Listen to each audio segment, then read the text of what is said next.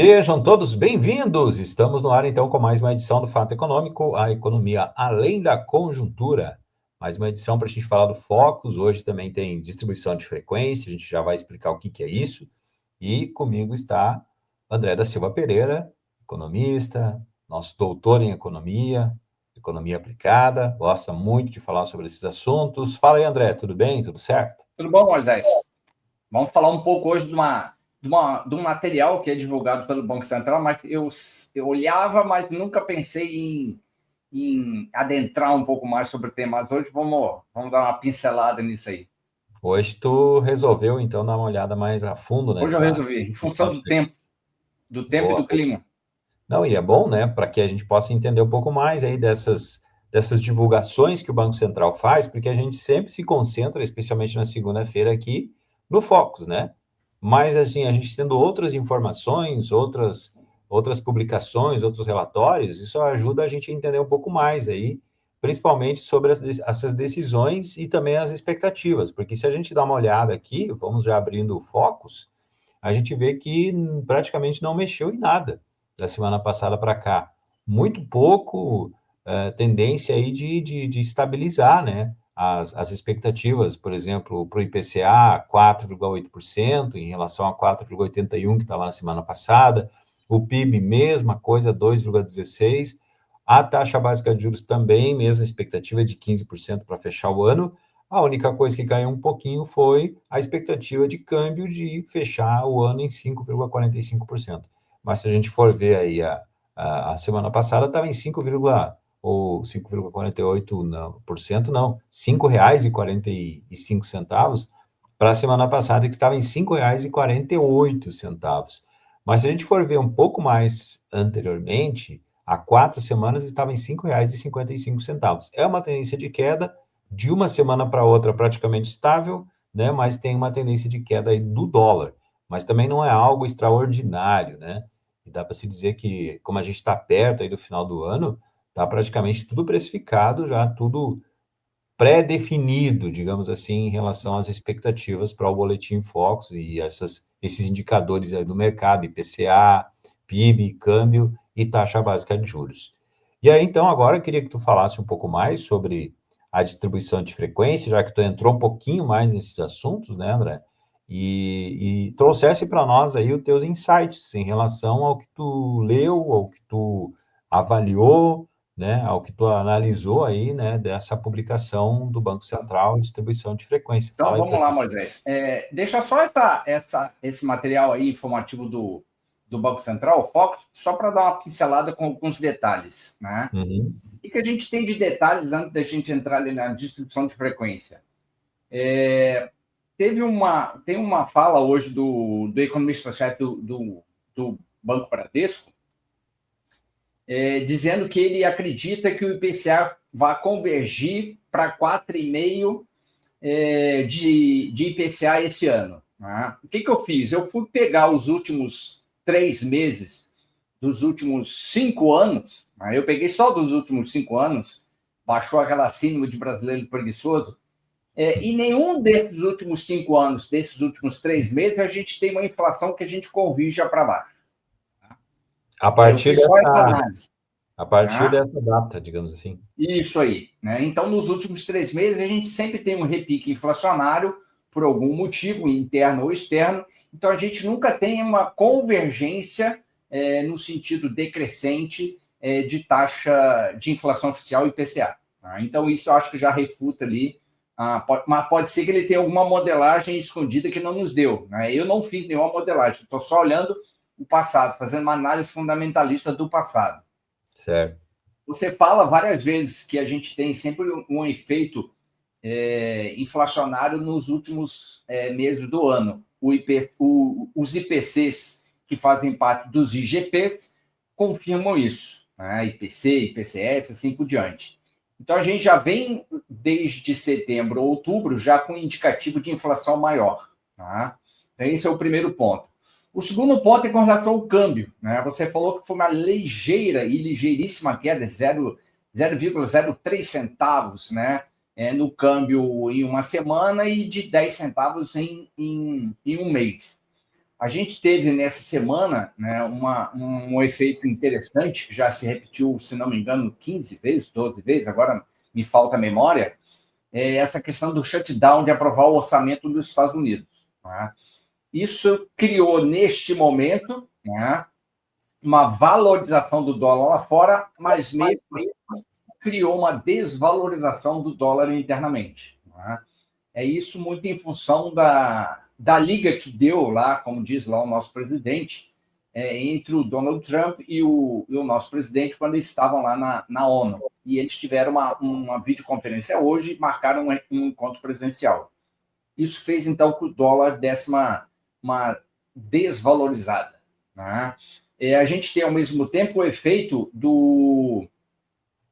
da inflação e do câmbio, né? Que destou um pouco daquele comportamento inicial. E a gente tem a fala do presidente do Galípolo, do Banco Central, e junto com a ata do Copom, que reafirma e mantém, né, uma Selic mais dura, mais severa, mais restritiva, por um período maior para convergir no médio e longo prazo a inflação para a meta. Né? Ele só não fala, desculpa, ele só não fala se a meta é 3 ou é 4,5. Mas acredita sempre que o Banco Central busque sempre a meta de inflação, que é 3%. Tá?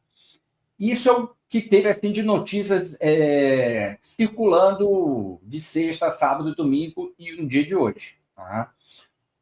Isso faz parte desse material que é divulgado pelo Banco Central junto com o relatório Focus. Tá? O que eu quero compartilhar e mostrar para você é esse outro material muito interessante, né, que vem divulgado junto com a divulgação do relatório Focus. Né? Ele manda um relatório concomitantemente chamado distribuição de frequência. Tá? E ele faz uma apanhada ali de 25 e 26, 27 e 28 para algumas variáveis, mas eu vou me centrar só em 25 hoje, partindo do pressuposto que nós economistas sempre erramos bastante, né? Temos 10 economistas e 11 projeções diferentes, né? Diz a velha piada. Vou me concentrar somente em 25 e 26, tanto para o IPCA quanto para a Selic. Tá? Se a gente for olhar, a gente pode ver vamos chamar de laranja, né? Ou mostarda, 31 de setembro de 2025, a gente tinha uma frequência maior de probabilidade de ter o IPCA fechando o ano entre 5% e 5,32%. Era 56,3% a frequência relativa para esse período. Migrando para o vermelhinho ali, que é 29/8, para o 30/9, né? A gente sai, então, de 5,32, que era 56%, para 4,68% a 5%, com quase 63% de frequência relativa. Tá? E essa manutenção de uma inflação menor de IPCA aumentou mais ainda, de 62,8% para 78%. Tá? Que é a frequência relativa de apostas de que o IPCA esse ano vai fechar entre 4,68% e 5%. Ou seja, ainda tem uma aposta grande que ele vai chegar muito próximo de 5%, mas não vai chegar próximo de 5,5%. Tá? Aliás, desculpa, 4,5%, que é o teto ali da banca cambial. É o teto que inclusive, essa análise aí que tu trouxe, né, no início, que seria de chegar ali, nos 4,5%. Isso aí. Tá? E se a gente olha para 26, que é o ano eleitoral, né, a gente pega os mesmos períodos, do mostarda, do vermelho e do preto, a gente tem uma migração de 3,84 e 44 para 66,4 percentual de frequência relativa, para quase 71% que acham que a inflação oficial IPCA para 2026, ano eleitoral, vai ficar entre 3,84 e 4,44. Podemos chegar lá muito próximo da meta de 3%, porém um pouquinho longe, né? Eu disse muito próximo, mas 3,84 para 3 é longe, né? Mas a gente já está ali na vizinhança dos 4,5, né? 4,44. Né? Isso é uma boa notícia, isso mostra o quê? Como que está tendo a distribuição de frequência de apostas, né, dos bancos, de agência de risco, com relação à convergência, né, da inflação oficial a nível do Brasil em 25 e em 26. E aí, se a gente olha ali, ó, a Selic, né? O que a gente tem ali no início, né? Ali para o período ali do laranja, né? Do laranja, desculpa, do mostarda, quase 81% apostavam de uma Selic entre 14,75% e 15%, e o que a gente tem agora é ali, ó, né? Manutenção de 80,7% para 80,8%, ou seja, é a Selic que vai ser mantida agora, quase que batido o martelo, de 15% para esse ano. Né? Não há mais uma possibilidade dela caminhar um pouco para baixo, como tinha algumas apostas há 2 meses atrás, em função daquela divulgação de que o juros americano ia cair, e isso ia fazer com que existisse uma convergência dos juros nosso para alguma coisa abaixo disso daí. Tá? E para 2026, aí já tem uma sinalização bem interessante. Né? A gente sai de 66,4 para 68,1, onde existe essa possibilidade de uma Selic em 2026, ano eleitoral, entre 11,75% e 13%. Tá? Então, já tem essa grande aposta ali, que é o mercado já prevendo que, mantidos esses séculos pálidos de hoje da economia brasileira, a gente vai ter uma convergência maior da inflação, se aproximando mais ainda em 2026 para o centro da meta, ou 3%, que eu acho muito difícil, né? Talvez 27% ou 28%, mas ali na vizinhança dos 4,5%. Né? Esse trabalho de distribuição de frequência que o Banco Central divulga junto com o Focus é muito interessante, que mostra ali o percentual de variação dos relatórios, né? E de quem responde essa pesquisa, que mostra como é que ela vai evoluindo semanalmente as apostas que os bancos, as agências, né, e as mesas de câmbio vão fazendo com relação a essa projeção para esses indicadores brasileiros. Tá? Isso é muito interessante.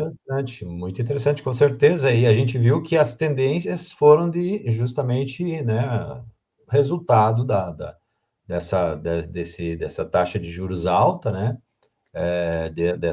dessa política monetária restritiva, de a tendência de a inflação ir convergindo para esses 4,5%, talvez um pouco abaixo ali em 2026. Mas, olha, realmente, 2025, dificilmente ficaríamos dentro dos 4,5%. Aposto nisso também, por essa análise do passado, de vários anos já acompanhando isso, né, esse movimento do consumidor para um consumo maior a partir dessa data, até porque tem várias coisas que se consomem mais, né, as pessoas vão mais às compras, também tem mais dinheiro na economia, com o 13º salário, e férias também, os serviços aumentam consideravelmente. Então, naturalmente que a gente espera que a inflação dificilmente ela vá agora ter uma tendência de queda, mas sim até de elevação um pouquinho, subir um pouquinho aí até o final do ano. A gente tem pressão de demanda, né? Mais dinheiro em circulação. Né? A gente sabe quando tem dinheiro em circulação, existe uma possibilidade de a gente ir repondo muito lentamente as nossas margens de lucro ali, em função dos custos que a gente está tendo. Né? Então, sempre tem alguma majoração de preço ali. Tá? Por isso que eu acho que aquela expectativa do presidente, do economista-chefe do banco ali, que diz que ele acha que a Selic chega a 5%, né? A gente está bem devagarinho, caminhando bem lentamente ali. Né? Vamos ver. A Selic em 5%, tu disse? Selic não, desculpa, o IPCA, desculpa. Ah, o IPCA. A tendência basicamente é essa para este ano agora de 2025, né? Dificilmente ela chega em 4,5%, ficaria nos 4,8%, talvez, né? Mas, enfim, a gente vai continuar analisando. A cada semana a gente analisa, olha os dados, olha os números aí. Vamos ver o que tem de novidades essa semana e a gente vai, assim que tiver, amanhã vai ter um pouco mais assim discutido no mercado. Essa foi agora no finalzinho do pregão, né? Essa conversa do mesmo online ali dos dois presidentes. Amanhã a gente deve ter algum efeito ali mais mais sentido ali em câmbio, em bolsa, né? E aí já marcaram o encontro presencial, já botaram mais ou menos quem são os caras que vão agora sentar para negociar, né? Vamos ver o que dá aí mais à frente. Então tá certo, a gente vendo esses movimentos para saber o que pode influenciar na economia, né? Muito bem, ficamos por aqui então com mais uma edição do Fato Econômico, a economia além da conjuntura. André, até a próxima, um forte abraço. Grande abraço, voltamos.